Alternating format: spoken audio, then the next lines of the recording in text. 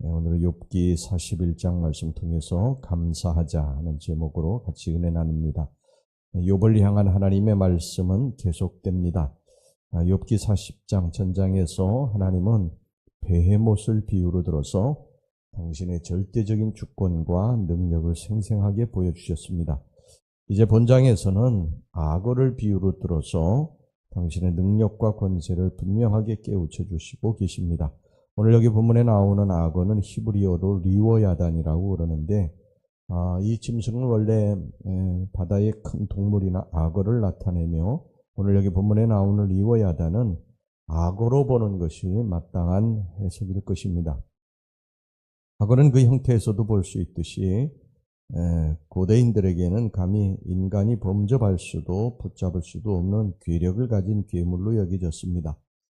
마치 철갑을 두른 듯한 그러한 등가죽, 또 단숨에 사람의 팔다리를 깨부술 만큼 강한 힘을 가진 이빨과 입, 또 바늘 하나도 감히 뚫고 들어갈 수 없을 정도로 빈틈없이 촘촘하게 피부를 감싸고 있는 비늘 등 이런 악어의 모습은 고대인들에게 큰 두려움의 대상이었습니다.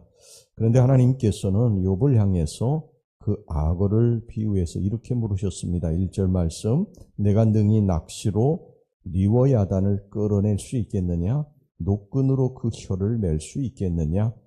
물론 현대인들은 악어를 그렇게 잡을 수 있죠. 그러나 악어를 두려움의 대상으로 여겼던 이 고대인들에게 있어서 악어 사냥은 불가능한 일이었습니다. 하나님이 이 불가능한 일을 욥에게 물으시는 이유는 무엇이냐? 그것은 너희들이 악어 한 마리도 잡지 못하는 연약한 인생인데 어찌 악어를 만드는 하나님을 대적하겠느냐, 그런 뜻입니다. 여러분, 인생의 5분 앞도 내다보지 못하는 어리석은 인생들이 우리 인생들 아닙니까? 그런데 우리 인생을 내신 하나님을 등지고 그 연약한 인생이 살아갈 수 있겠느냐, 이렇게 물어보시는 것입니다.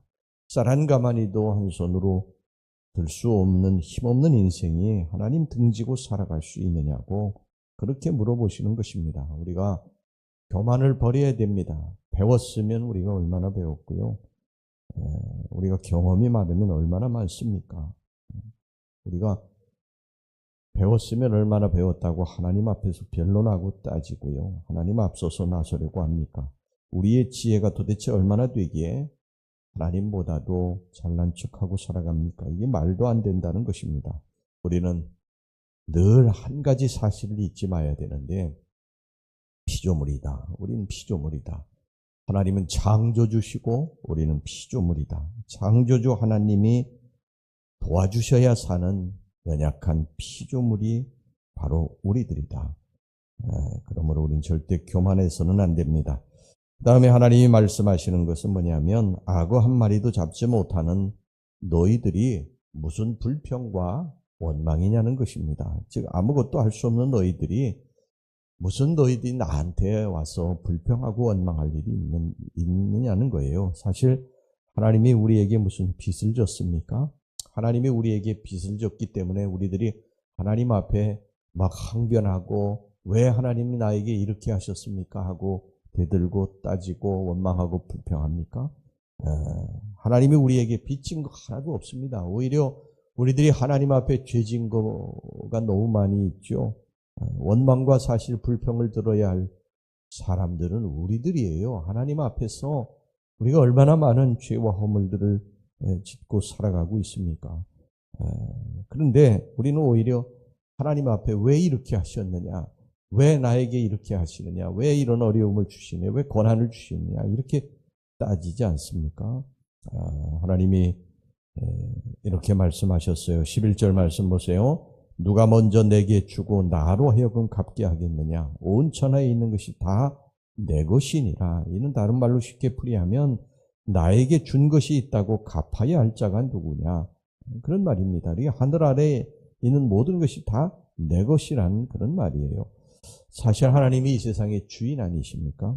주인 것을 주인 마음대로 하는데 피조물인 내가 무슨 불평과 원망입니까?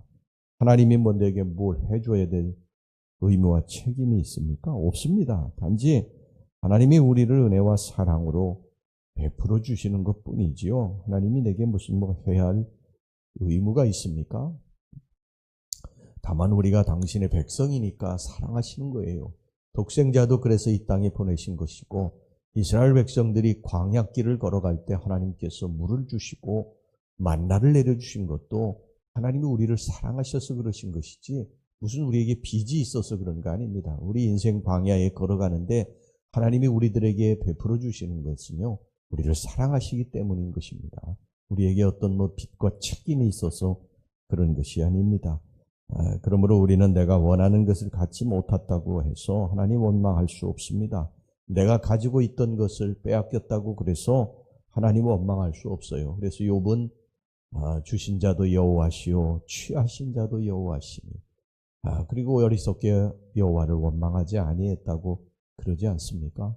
그런데 우리는 사실 내가 가진 것이 없어졌다고 하나님 원망하고 막 탄식하고 항변하지 않습니까?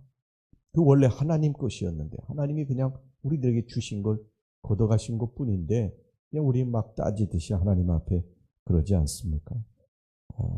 우리는 내가 가지고 있던 것 빼앗겼다고 하나님 원망할 수 없습니다. 그저 우리를 주 뜻대로 하소서 그러면서 하나님의 처분에만 맡겨야 됩니다. 내가 무슨 항변을 하고 무슨 불평과 원망을 할 수 있겠어요? 하나님이 이렇게 해주세요 저렇게 해주세요 할 그러한 권리가 우리들에겐 없습니다. 그냥 하나님이 우리들에게 주시면 감사하게 받고 또 걷어가시면 그래도 하나님의 뜻이 있음을 믿고 감사해야 된다는 것이죠. 이래도 감사하고 저래도 감사하는 게 우리들의 본분이고 마땅한 의무라고 하는 것입니다. 하나님이 우리에게 주시는 것은 은혜로 주시는 것인 줄로 믿습니다. 의무로 주시는 것이 아니에요. 책임으로 주시는 것이 아닙니다. 이제 우리를 사랑하시고 은혜로 베풀어 주시는 줄로 믿습니다. 근데 우리는 마치 내가 하나님께 빚을 받을 것이 있는 사람처럼 투덜거리지 않습니까?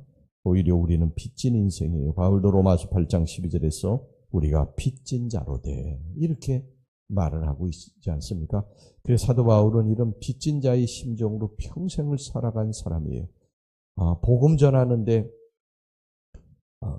자기에게 어려움이 옵니다. 복음 전하는데 옥에도 갇히고 매도 맞고 배도 곪고 수많은 사람들에게 핍박과 조롱도 받고 돌로도 맞고 그런 어려움을 겪으면서도 그는 원망하지 않았어요. 왜 하나님 내가 주의 일을 하는데 왜 이런 어려움이 옵니까? 그렇게 원망하지 않았다는 것이죠. 왜 그러냐? 그러나 하나님의 소원이니까. 자기는 피조물이고 하나님이 들어서 하나님이 쓰실 것을 알았기 때문에 그냥 그는 어떤 상황에서도 원망하지 않았던 것입니다.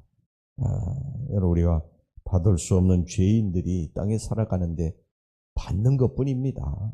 그러니까 하나님이 거저 주셔서 받는 것이니까 이것을 망각하고 불평하고 원망해서는 안 될 줄로 믿습니다.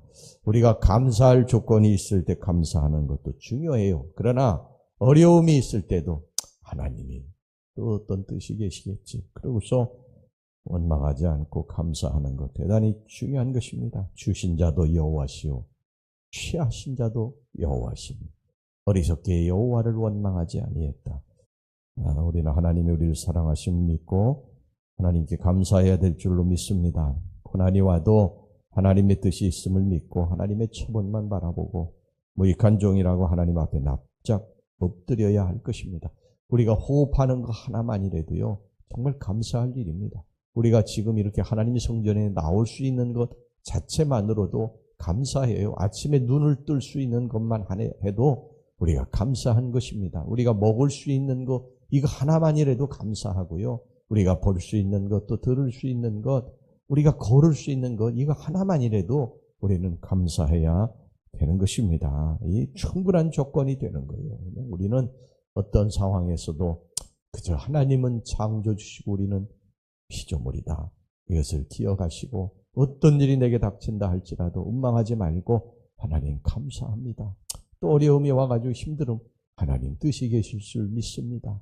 하나님이 나를 버리지 않으실 줄로 믿습니다. 그러고서 감사하고 나아가면 언젠가 반드시 정말 감사한 일로 바뀌어지게 될 줄로 믿습니다.